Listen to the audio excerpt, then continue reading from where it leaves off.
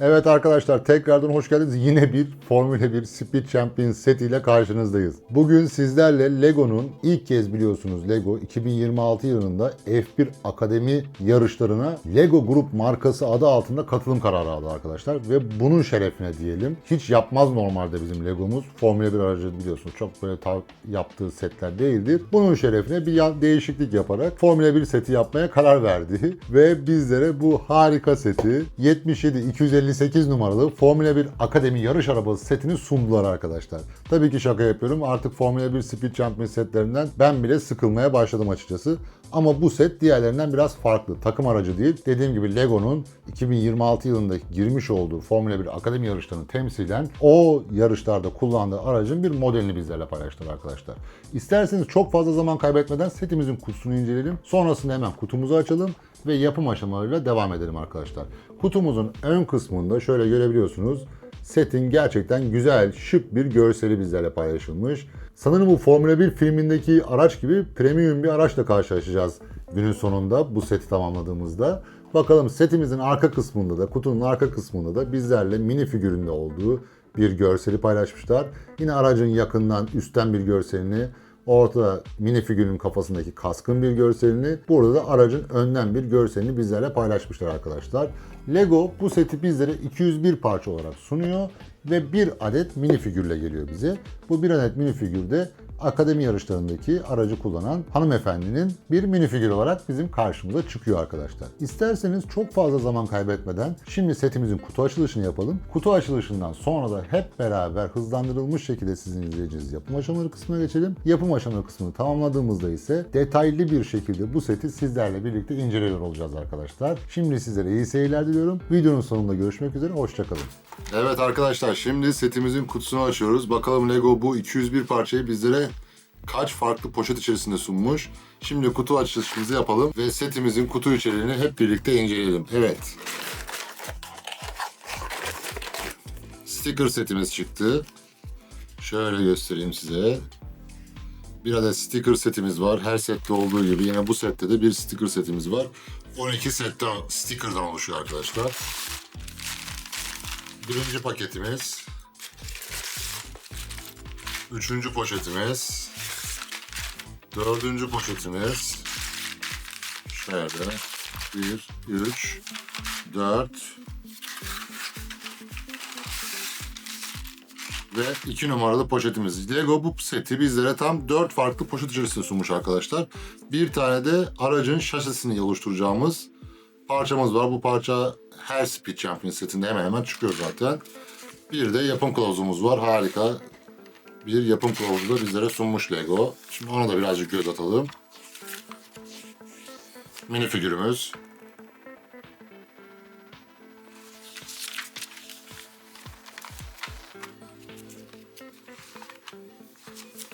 Ve sonunda da setin tamamlanmış halinin bir görseli bizlerle karşılıyor arkadaşlar. Evet. Setimizin tamamlanmış haline ait görsel de burada bu şekilde Lego bizlere sunmuş. İsterseniz fazla zaman kaybetmeden setimizin yapımına geçelim arkadaşlar. Yapım aşamasından sonra zaten detaylı bir şekilde setimizi hep birlikte inceliyor olacağız. Şimdi sizleri yapım aşamasıyla baş başa bırakıyorum. İyi seyirler diliyorum.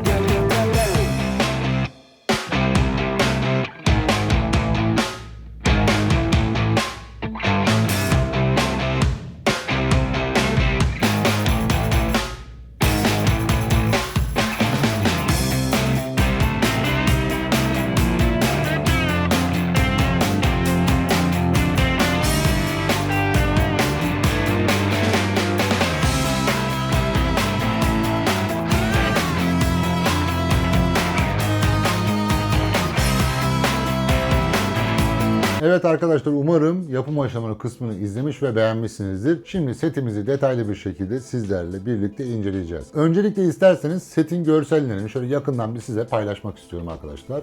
Aracımızın yandan görüntüsü bu şekilde.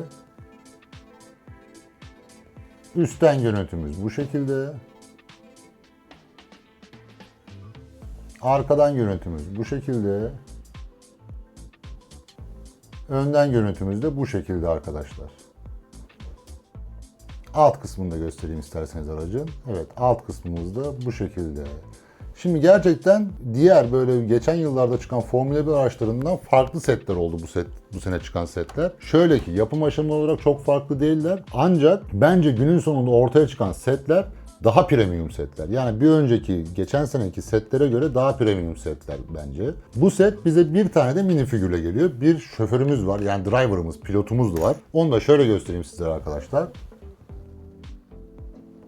Kaskıyla birlikte bu şekilde gözüküyor. Kaskını çıkarttığımızda yüzünü görelim şimdi. Bu şekilde. Ve arzu ederseniz de bu seti böyle saçıyla beraber de sergileyebilirsiniz. Yani kaskı takmayıp saçını takarak da sergileyebilirsiniz. Gerçekten hoş bir minifigür, güzel bir minifigür bence. Set de güzel. Yani bittiği zaman premium gözüken bir set dediğim gibi. Bence başarılı bir set. Yani zaten ben Speed Champion setlerinin tamamının koleksiyonunu beklediğim için bu seti de kaçırmadım. Sadece birazcık videosunu çekmemiz geç kaldık. Çünkü diğer bu Dünya Kupası setleri vesaire araya girdiği için bunu birazcık geciktirdik açıkçası. Çünkü bu set Mart 2026 tarihinde satışa çıkmıştı arkadaşlar. Set tamamlandığında uzunluğu 18 cm, yüksekliği 4 cm ve genişliği 7 cm oluyor arkadaşlar. Bu sette yine bazı parçalar baskı olarak geliyor. Şu ön tarafta gördüğünüz parça baskı olarak geliyor bir kere. Bu yandaki parçalar baskı olarak geliyor. Ancak şu yukarılardaki, sağındaki, sondaki reklam stickerlı parçalarını sticker olarak takıyoruz. Ve bu set bizlere tam şöyle göstereyim sizlere 12 tane sticker'dan oluşan bir sticker setiyle birlikte geliyor. Bu ortalama bir set bence. Yani sticker sayısı çünkü bazı Speed Champion setlerinde 27'ye kadar, 28'e kadar çıkabiliyor arkadaşlar. Bazı setlerde 4-5'te kalıyor. Yani bu dediğim gibi ortalama bir set bence. Yani çok kötü değil, çok iyi de değil. Ortalama bir sticker sayısına sahip bir set olarak adlandırabiliriz bunu arkadaşlar. Şöyle setin içinden çıkan kitapçığımızı da sizlere göstereyim. Ön yüzümüz bu şekilde. Şöyle sayfaları çevirelim. Set tamamlandığındaki görseli de bu şekilde kitapçıkta da görebiliriz arkadaşlar. Speed Champion setlerini eğer koleksiyonunuza ekliyorsanız, Speed Champion setlerini koleksiyon olarak yapıyorsanız bence bu seti almanızda fayda var. İndirimlerini takip edebilirsiniz. Instagram kanalımızda biz sürekli biliyorsunuz setler indirime girdiği zaman yakaladığımız indirimleri sizlerle paylaşıyoruz. Oradan takip edebilirsiniz.